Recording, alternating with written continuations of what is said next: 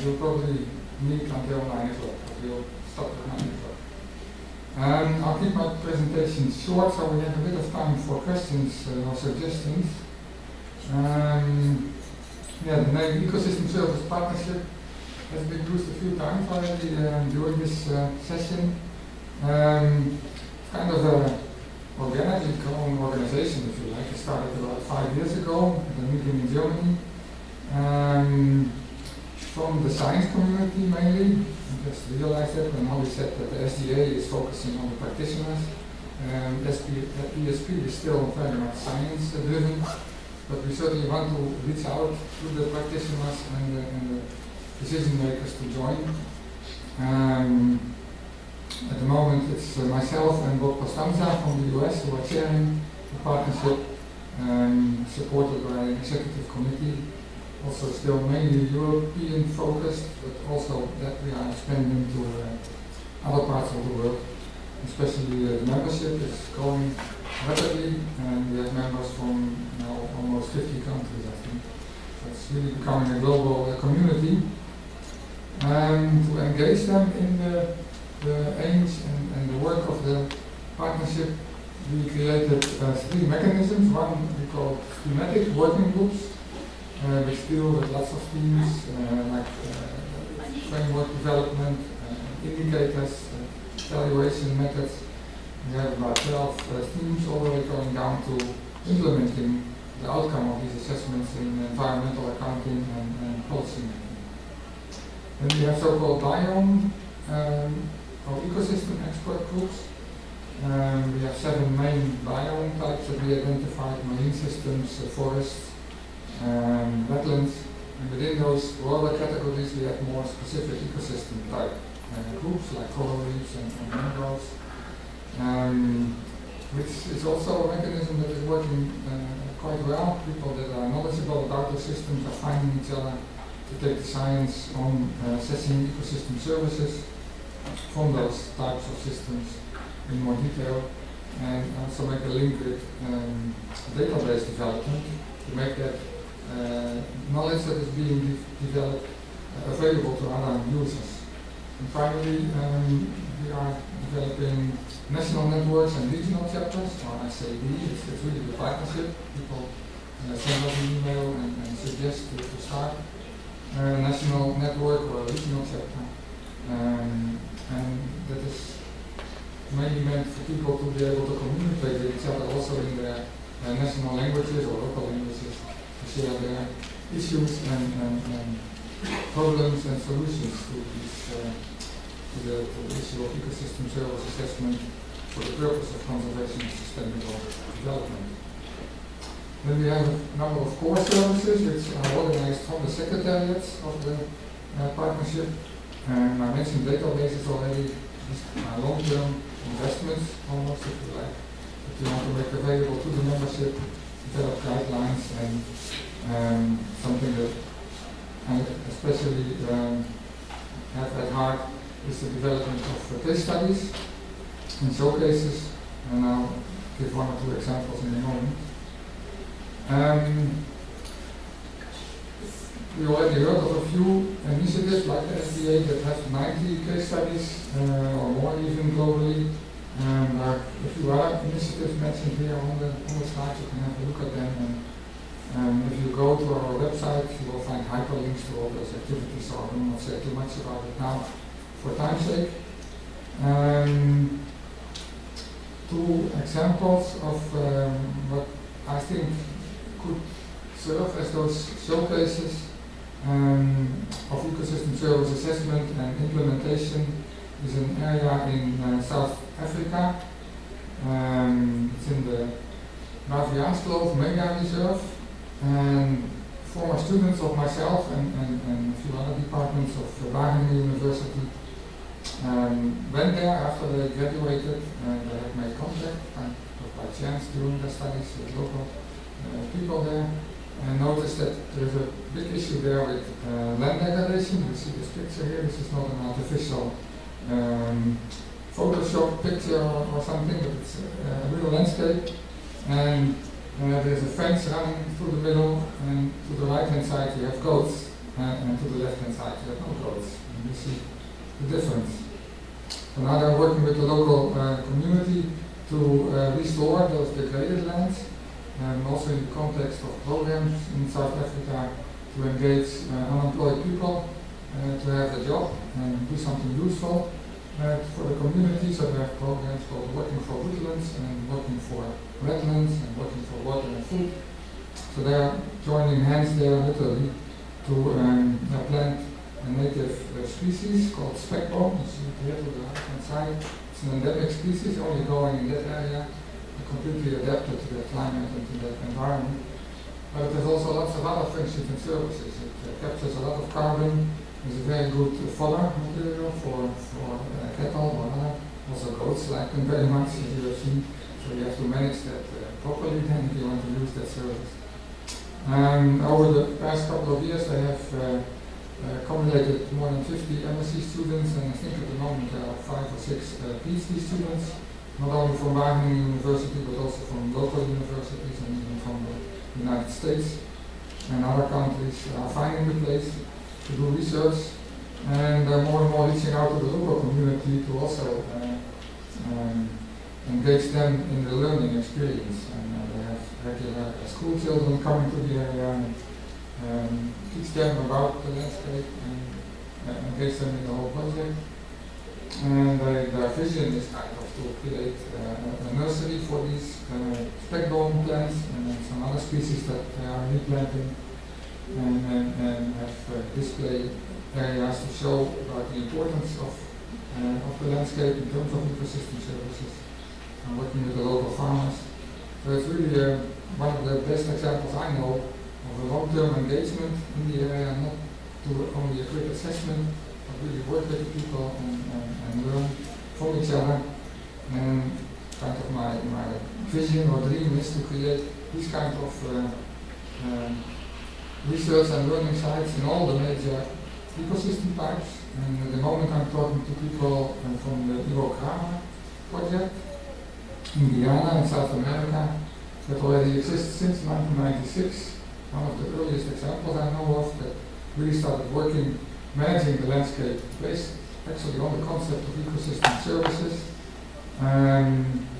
It's a significant part of the rainforest, the 2% of Guyana that they have under their management, and they are managing to make enough return on those ecosystem services like non-forest timber products, some ecotourism they are developing.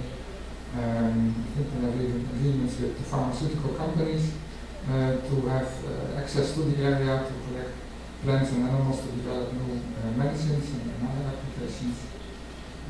So the whole bundle of ecosystem services, and since 2008 they are making a net profit on that. I think in 2008 they had a net gain of about $800,000. So they are showing that it really works. It's possible to manage an ecosystem in a sustainable way. And the main funding at the moment comes from this bundle of ecosystem services, but it was started with money from a few donors, including an organization called Canopy Capital, which was founded by an investment banker from the UK. So I guess he saw money in that ecosystem, and that helps, of course, if you have somebody who knows how to deal with money to make it really work.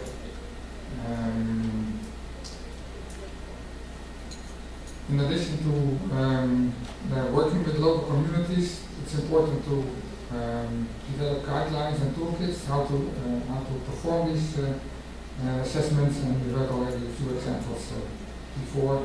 The same picture Holly also showed of toolkit for measuring and monitoring ecosystem services at the site scale. And the ESP network, especially this network of showcases, can help to test and further develop these toolkits and guidelines. And finally, one of the services we're working on, I mentioned before, is a database which we developed actually for the TEEP project originally, to store all the data that we collected in the context of TEEP. And we are now working together with an organization called Earth Economics in the United States to develop an internet-based interface for people to have easy access to that data, and also submit data to that database, so make it an interactive tool. They got money from the Moore Foundation quite a bit. They developed, they made a whole development team of about 15 people who are working on this now, and the first version of it should be launched at the end of this year in December.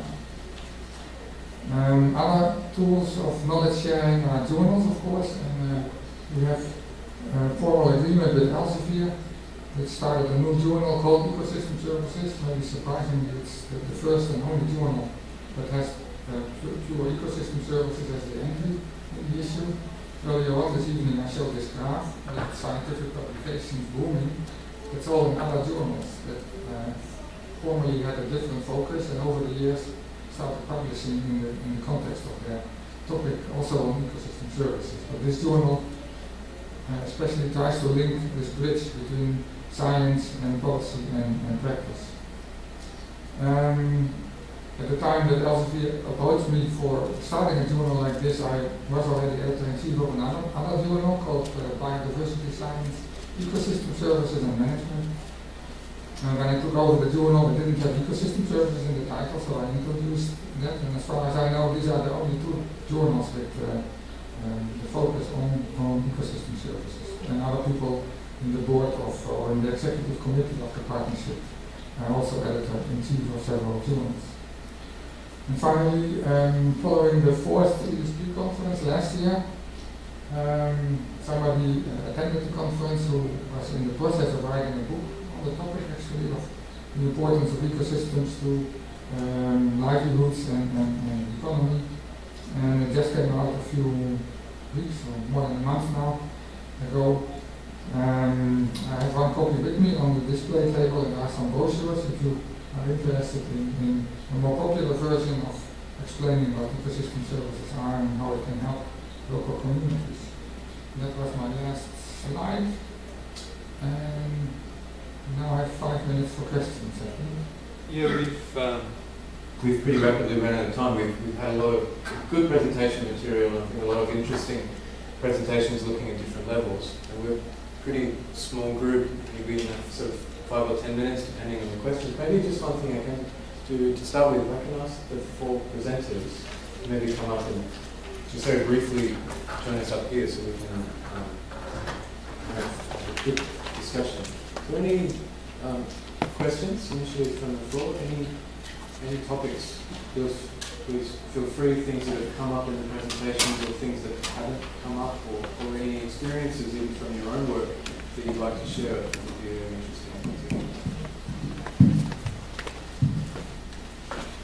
As I mentioned to Holly this morning, in my area we are working on a document for payment for ecosystem services.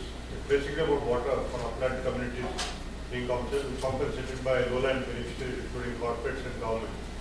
So is ESP able to help us in making the policy stronger, because we will take it to the policymakers. We do not have any major initiative of this nature in our country as yet in India. This is probably the first model, because we are the principal catchment watershed for the most important river in South India. So there are a lot of scope, but would ESP be able to help us to make up document stronger? Well, yes, not ESP as an organization itself, the secretariats are real small, but our membership is certainly able to help you, I think. Fine. So we can link up with you for help. If you go to the website, you will see that actually India is one of the first countries that offered to start a national network. Right. So it should be up in the next few weeks, actually. Okay. So that would be a good entry, and also the working groups, then the ones on the policy aspect would be another place to think of. Thank you. You're welcome.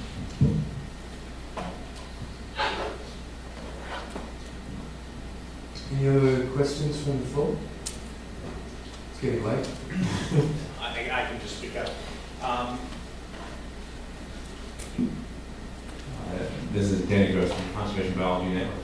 I'm just curious, obviously everybody's presenting the strengths and a very positive promise in terms of our event, but I'm curious just to your ideas about where you think our greatest challenges are, in terms of addressing practically some of the evaluation of ecosystem services and providing them to policymakers to really incorporate them into practice.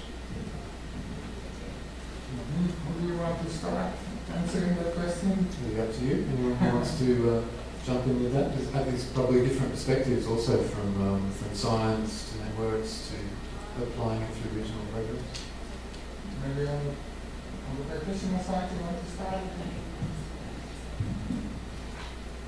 I think a major challenge from working with the different practitioners in the SJ network is that fundamentally they're all scientists, and a lot of the assessments are very science pushed from the science community. But what we really need for ecosystem assessments is this cross-cutting approach, and we really need engagement from the policy community.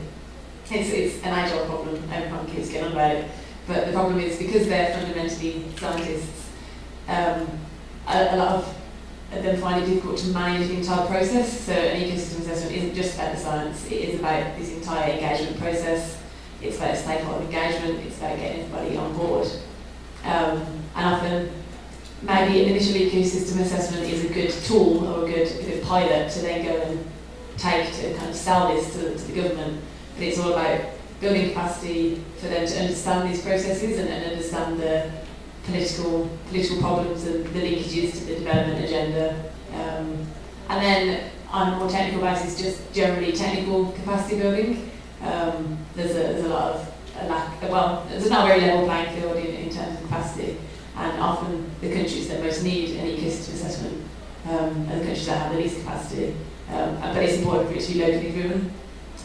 So I guess it's trying to build capacity in technical skills, but then also in this kind of process management, and it's a big challenge, and that's what we're trying to do. Anybody else have anything to say? Thanks.